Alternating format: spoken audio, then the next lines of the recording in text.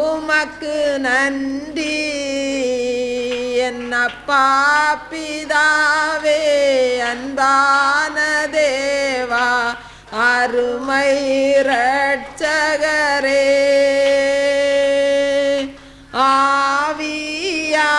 ஆவியானவரே, என் அப்பா பிதாவே, அன்பான தேவா, அருமை இரட்சகரே,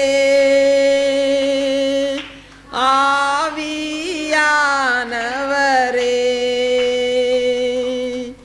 இரவும் பகலும் ஐயா கூட இருந்து என்னாலும் காப்பவரே, இரவும் பகலும் ஐயா கூட இருந்து என்னாலும் காப்பவரே, மறவாத தெய்வம், மாறாத நேசர், மகிமைக்கு பாத்திரரே, என்னை மறவாத தெய்வம், மாறாத நேசர், மகிமைக்கு பாத்திரரே, நன்றி உமக்கு நன்றி அப்பா, நன்றி உமக்கு நன்றி என் அப்பா பிதாவே, அன்பான தேவா, அருமை இரட்சகரே, ஆவியானவரே, என் அப்பா பிதாவே, அன்பான தேவா, அருமை இரட்சகரே,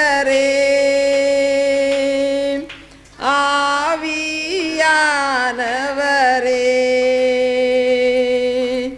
ஒன்றை நான் கேட்டேன், அதையே நான் தேடி ஆர்வமாய் நாடுகிறேன், ஒன்றை நான் கேட்டேன், அதையே நான் தேடி ஆர்வமாய் நாடுகிறேன், உயிரோடு வாழும் நாட்களெல்லாம் உம் பணி செய்திடுவேன், நான் உயிரோடு வாழும் நாட்களெல்லாம் உம் பணி செய்திடுவேன், நன்றி உமக்கு நன்றி அப்பா, நன்றி உமக்கு நன்றி என் அப்பா பிதாவே, அன்பான தேவா, அருமை இரட்சகரே, ஆவியானவரே, என் அப்பா பிதாவே, அன்பான தேவா, அருமை இரட்சகரே, ஆவியானவரே. அல்லேலூயா, அல்லேலூயா, அல்லேலூயா. நீதிமொழிகள் 28வது அதிகாரம் 20வது வசனத்தை நம்ம வாசிக்கலாம். நீதிமொழிகள் 28வது அதிகாரம் 20வது வசனம். உண்மையுள்ள மனுஷன் பரிபூர்ண ஆசீர்வாதங்களை பெறுவான், ஐஸ்வர்யவன் ஆகிறதற்கு தீவிரிக்கிறவனோ ஆக்கினைக்கு தப்பான். அன்பானவர்களே, மேகம் எத்தனை தான் பயங்கரமாக சூழ்ந்திருந்தாலும் அது சூரியனை மறைக்க முடியாது. அதே போலத்தான் நம்முடைய உண்மையை தடுத்து, நம்முடைய உண்மையை மறைத்து நம்முடைய உயர்வை தடுக்க எத்தனை பேர் சதித்திட்டங்களை தீட்டினாலும் உண்மை ஒரு நாள் வென்றுதான் தீரும். தானியேலை பாருங்க, நம் வேதத்தில் பார்க்கும்போது தானியேல் ராஜாவுக்கும் தேவனுக்கும் உண்மையாக இருந்தான் என்று வாசிக்கிறோம். அந்த தானியேலுக்கு விரோதமாக அவனுக்கு விரோதமாக சதித்திட்டம் தீட்டி அவனை அழிப்பதற்கு எத்தனையோ பேர் முயற்சி பண்ணினார்கள். ஆனாலும் தானியேலின் உண்மைதான் வென்றது. தானியேலை அழிக்க நினைத்தவர்கள்தான் அழிந்து போனார்கள் என்று சொல்லி நாம் வேதத்தில் வாசிக்கிறோம். சில வேளைகளில் நாம் நினைக்கலாம், எனக்கு பிழைக்க தெரியவில்லை, அநியாயம் செய்கிறவர்கள் தான் பிழைத்து கொள்ளுகிறார்கள் என்று சொல்லி நாம் நினைக்கலாம். அன்பானவர்களே, அப்படி இல்லை. நமது உண்மையை அங்கீகரிக்கிற கர்த்தர் நமக்கு இருக்கிறார். அவர் நிச்சயமாக நமது உண்மைக்கேற்ற உயர்வை அவர் நமக்கு கொடுத்து நம்மை நிச்சயமாக ஆசீர்வதிப்பார். ஆகவே நாம் நம்முடைய உண்மையை விட்டு எந்த சூழ்நிலையிலும் நாம் விலகவே கூடாது. ஏற்ற வேளையில் கர்த்தர் ஆசீர்வதிப்பார். ஆகவே நாம் நம்முடைய வாழ்க்கையில் ஒருபோதும் நாம் தீமைக்கு இடம் கொடுக்கவே கூடாது. 1 தெசலோனிக்கேயர் 5வது அதிகாரம் 22வது வசனம் சொல்லுகிறது, பொல்லாங்காய் தோன்றுகிற எல்லாவற்றையும் விட்டு விலகுங்கள். பாருங்க, உண்மையான பரிசுத்த வாழ்க்கை வாழ வேண்டுமானால் நமது உள்ளத்தில் உறுதியான தீர்மானமும் ஒரு அர்ப்பணமும் தேவை. வேதம் சொல்லுகிறபடி நாம் விட்டு விலக வேண்டிய காரியங்களை விட்டு நாம் திட்டமாய் விலக வேண்டும். அந்த உலக சிநேகங்களை விட்டு, அசுத்த எண்ணங்களை விட்டு, அசுத்த சிந்தைகளை கொண்டு வருகிற அனைத்தையும் விட்டு நாம் விலக வேண்டும். பாருங்க, நாம் பாவம் செய்கிறவன் பாவத்துக்கு அடிமையாக இருக்கிறான் என்று சொல்லி நாம் வேதத்தில் வாசிக்கிறோம். சிறு சிறு பாவங்கள் தானே என்று கருதி அது அப்படி பாவத்துக்குள் பிரவேசிக்கிறவர்கள் அந்த பாவத்திற்கு அடிமையாகி அதிலே சிக்கி தவிக்க வேண்டிய ஒரு சூழ்நிலை உருவாகும். அன்பானவர்களே, அதுபோல ஒரு சிகரெட்டு தானே என்று ஆரம்பித்து புகை பழக்கத்திற்கே அடிமையாகி விடுகிறார்கள். நண்பர்களை, அதிகாரிகளை திருப்திப்படுத்த கொஞ்சம் அதுதானே என்று கருதி பின்பு அதிலே சிக்கி கொள்ளுகிறார்கள். பாவத்தை, தீய பழக்க வழக்கங்களை பழகுவது எளிது, ஆனால் அதை விட்டு விலகுவது தான் கடினமான காரியம். பாருங்க, ஒரு முறை பெருவெள்ளம் வந்தபோது, பெரும் புயல் மழை பெய்து பெருவெள்ளம் வந்தபோது மரம் செடி கொடிகளை அடித்து கொண்டு வந்தது. அப்பொழுது கருப்பு கம்பளி போன்ற ஒன்று மிதந்து வருவதை ஒருவன் கண்டான். அதை தனக்கு சொந்தமாக்கி கொள்ள வேண்டும் என்று சொல்லி அவன் அந்த தண்ணீரில் நீந்தி போய் அதை பிடித்து கொண்டான். அப்பொழுதுதான் அது ஒரு கரடி என்பதை அவன் அறிந்து கொண்டான். அது அவனை கெட்டியாக அவனை பிடித்து கொண்டது. அப்பொழுது அவன், என்னை எப்படியாவது காப்பாற்றுங்கள் என்று சொல்லி அந்த தண்ணீரிலிருந்து அவன் பயங்கரமாக அலறினான். அப்பொழுது அந்த கிராமத்து மக்கள் அவனை பார்த்து சொன்னார்கள், நீ எப்படியாவது அதை விட்டு வந்துவிடு என்று சொல்லி சத்தம் போட்டார்கள். அப்பொழுது அவன் அவர்களை பார்த்து சொன்னான், நான் அதை முதலில் பிடித்து கொண்டேன், ஆனால் இப்பொழுது அது என்னை கெட்டியாய் பிடித்து கொண்டது. நான் விட்டுவிட முயற்சிக்கிறேன், ஆனால் முடியவில்லை என்று சொன்னான். அன்பானவர்களே, பாவ பழக்க வழக்கங்களும் அப்படிதான். நமக்கு அன்பானவர்களை, எப்படியாவது இந்த உலகத்தில் மனிதர்கள் பாவ ஆசைகளை தேடி ஓடுகிறார்கள். அதில் சந்தோஷம் கிடைக்கும், சமாதானம் கிடைக்கும் என்று சொல்லி பொல்லாத காரியங்களில் போய் சிக்கி கொள்ளுகிறார்கள். பாருங்க, காணல் நீரை தேடி அதை விடாமல் ஓடி அது தாகத்தால் நாவறண்டு செத்து மடியும் மான்களைப் போல மனிதர்கள் பாவ இச்சைகளை தேடி போய் பிடித்து பின் அதிலே விழுந்து அதிலிருந்து எழும்ப முடியாதபடிக்கு சிக்கி தவிக்கிறார்கள். சாத்தானும் அவர்களை பயன்படுத்தி கொள்ளுகிறான். ஆகவே நம்முடைய வாழ்க்கையில் பாவ பழக்க வழக்கங்களை நாம் முளையிலே கிள்ளி எறிந்து விடுவது நல்லது. நம்ம பரிசுத்த வாழ்க்கைக்கு நாம் பூரணமாய் தேவனுக்கு ஒப்பு கொடுத்து அவரை நாம் உறுதியாக பிடித்து கொள்ள வேண்டும்.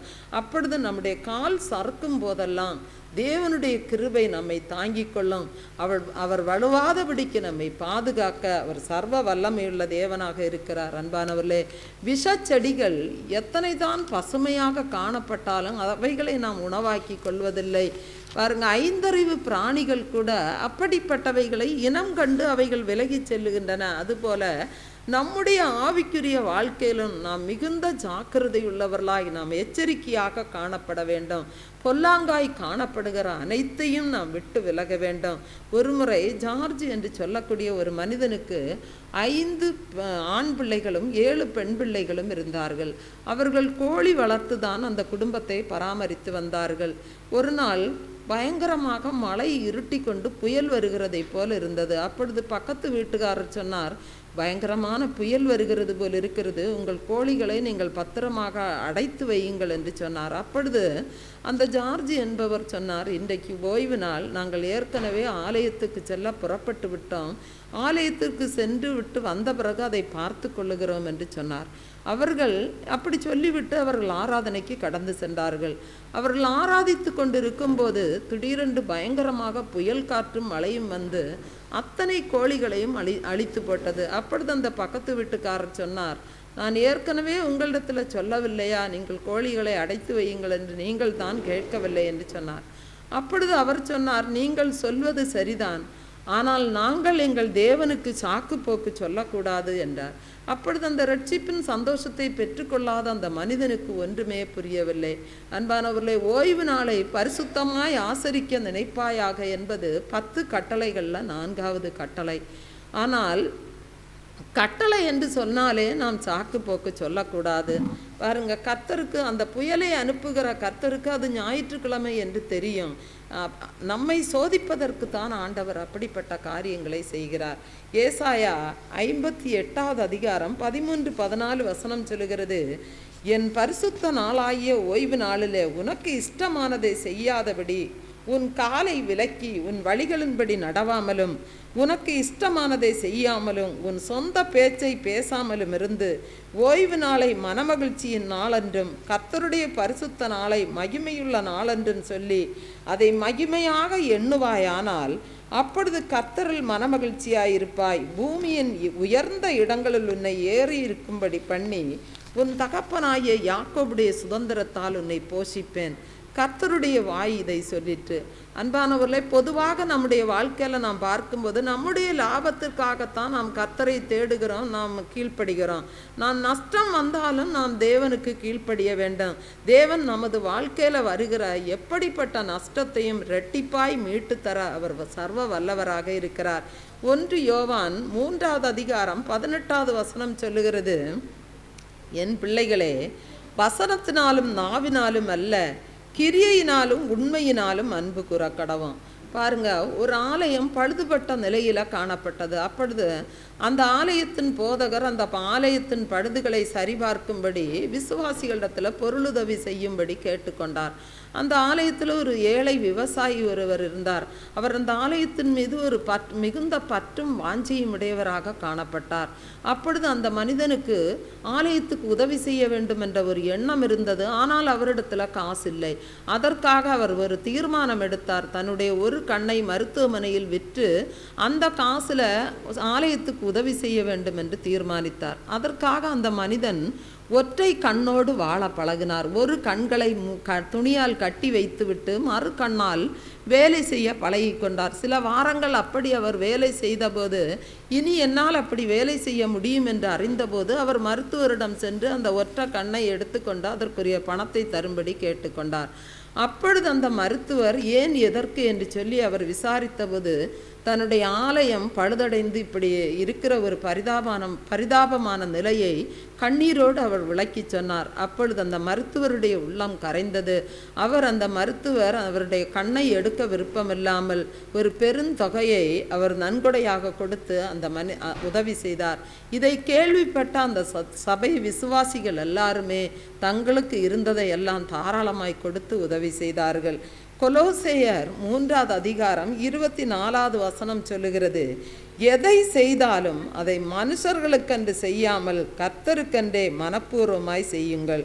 மார்க்கு 8வது அதிகாரம் 35வது வசனம் சொல்லுகிறது, என் நிமித்தமாகவும் சுவிசேஷத்து நிமித்தமாகவும் தன் ஜீவனை இழந்து போகிறவன் அதை ரட்சித்து கொள்ளுவான் என்று சொல்லுகிறார். அன்பானவர்களே, தேவனுக்காகவோ சுவிசேஷத்திற்காகவோ நாம் எதை இழந்தாலும் தேவன் அதை இரட்டிப்பாக நமக்கு திரும்ப தருவார். இம்மையிலே நாம் நூறத்தனையான ஆசீர்வாதங்களும் மறுமையிலேயே நாம் நித்திய ஜீவனையும் நாம் பெற்றுக்கொள்வோம். அன்பானவர்களே, லேவியராகமம் 22வது அதிகாரம் 23வது வசனம் சொல்லுகிறது, நான் உங்களுக்கு தேவனாய் இருப்பதற்காக உங்களை எகிப்து தேசத்திலிருந்து புறப்பட பண்ணினேன், நான் கர்த்தர் என்று சொல்லென்றார்.